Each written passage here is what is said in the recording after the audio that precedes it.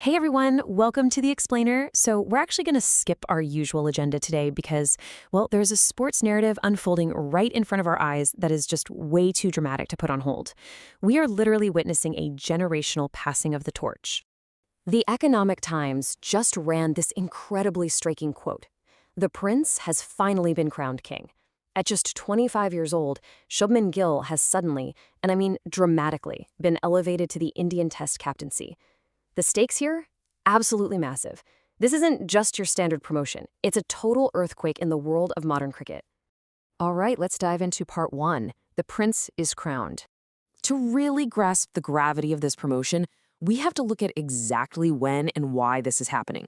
I mean, how on earth does a 25-year-old get handed the single most high-pressure job in cricket right before a totally grueling series in England? Well, it was kind of this perfect storm of events. First, you had Rohit Sharma's sharp decline in numbers. It got to the point where he actually dropped himself in Australia. Then, you've got the incredible Jasprit Bumrah. But the selectors know they have to manage his workload. He's way too valuable as a bowler to burn out with the captaincy. Add in Rishabh Pant's unpredictable form since coming back from that terrible car crash. But the absolutely crucial point here, which chairman of selectors Ajit Argagar emphasized, is that this is a long-term vision. It's a serious investment by the BCCI for the future, not just a quick stopgap fix. But make no mistake, this is exactly what the source text calls a baptism by fire like no other. He's stepping up to lead the team in a 5-match test series in England. And let me tell you, there is absolutely nowhere to hide in English conditions. The examination is fierce, the ball swings wildly, and the entire cricket-watching world is analyzing every single decision he makes. Moving on to section 2, and honestly, this part gives me goosebumps. Spooky symmetry, Gill versus Kohli.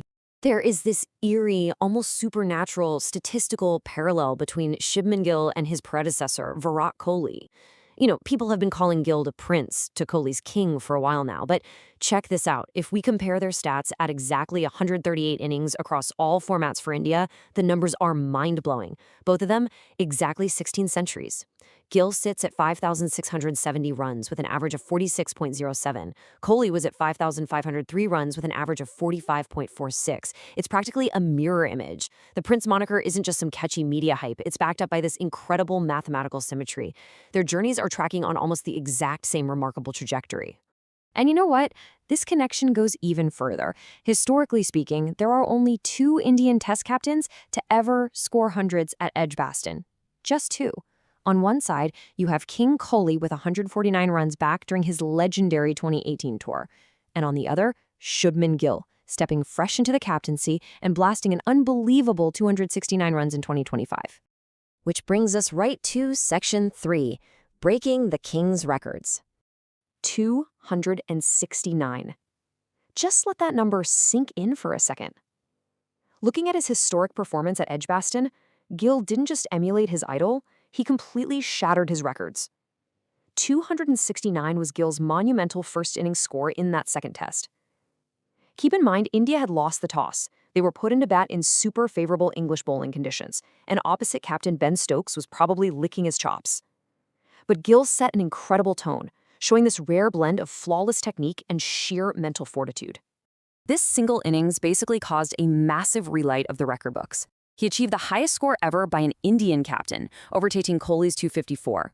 He set the highest score by an Indian batter in England. And with 585 runs across just 4 innings so far, he has secured the most runs in a maiden series as captain, flying right past Kohli's previous record of 449. Just unbelievable stuff. Wait, actually, the records didn't stop there. 430. That is his staggering match aggregate. He hit a double century in the first innings, and then followed it up with a century in the second. By doing this, he broke Sunil Gavaskar's all-time Indian record of 344 runs in a single test match. He became the first Indian player to literally ever score 250-plus and 150-plus in the same match. Absolute, undeniable dominance. All right, let's switch gears a bit for Section 4, the ICC Tournament Critique. Now, we all love the massive highs, but to truly understand a player's career, we gotta look at the whole picture, the grounded reality. We pulled a really popular critique from the Reddit community that analyzes his early career struggles in ICC ODI events. outside of a brilliant 80 against New Zealand in the World Cup semifinal, his numbers against top-tier teams in high-pressure tournaments have been, well, somewhat average. We're talking scores of 4 and 8 against Australia, 16 against Pakistan, and 9 against England. Conversely, his really big scores often came against teams like Bangladesh and the Netherlands. So it's a critique that's kind of followed him around. Is he truly a big match player? But right within that very same community, there's a really strong counter-argument to consider. As one user pointed out, remember Kohli, Rohit, and most of all others performing pretty similarly in their initial tourneys. Age and maturity plays a huge factor. And it's so vital to remember that during the 2023 World Cup, Gill was literally playing while recovering from dengue fever. He's young, he's learning on the job, and history shows that even the all-time greats needed time to mature into those knockout stage killers. Now, we aren't picking sides here, we're just laying out exactly what the data in the community are talking about. Which brings us to Section 5, cementing a new legacy. The absolutely crucial point for any top athlete is how they rebound from immense pressure. And his recent IPL 2026 campaign gives us a spectacular answer to that question. 104 off just 53 balls. In the crazy high-stakes Qualifier 2 match, chasing a massive target of 215 against the Rajasthan Royals, Gill didn't just step up.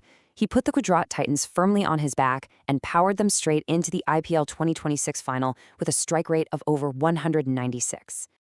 And that dominant run puts him in a seriously elite statistical club. If you look at players who have scored over 700 runs in a single IPL season while bearing the weight of the captaincy, you have Virat Kohli, David Warner, Kane Williamson, and now Shubman Gill with 722 runs. He became only the second Indian after Kohli to cross that 700-run threshold as a captain. It proves he doesn't just score runs, he scores them when he's the one calling the shots and everyone is relying on him. So this all brings our narrative right back to the present moment, into the highest stakes imaginable, the final frontier, a Test Series win in England. India hasn't won a Test Series in England since 2007. Just think about that. Even Virat Kohli, in all his brilliance, failed twice to capture it as captain in 2018 and 2021. So I'm going to leave you with this final provocative question to think about. As we watch this incredible talent evolve before our very eyes, leading India in a place where history has not been kind to them, can the prince succeed where the king fell short? It is the ultimate question, and honestly, I absolutely cannot wait to see history unfold. Thanks so much for joining me on this explainer, and keep your eyes on the pitch. Hey everyone!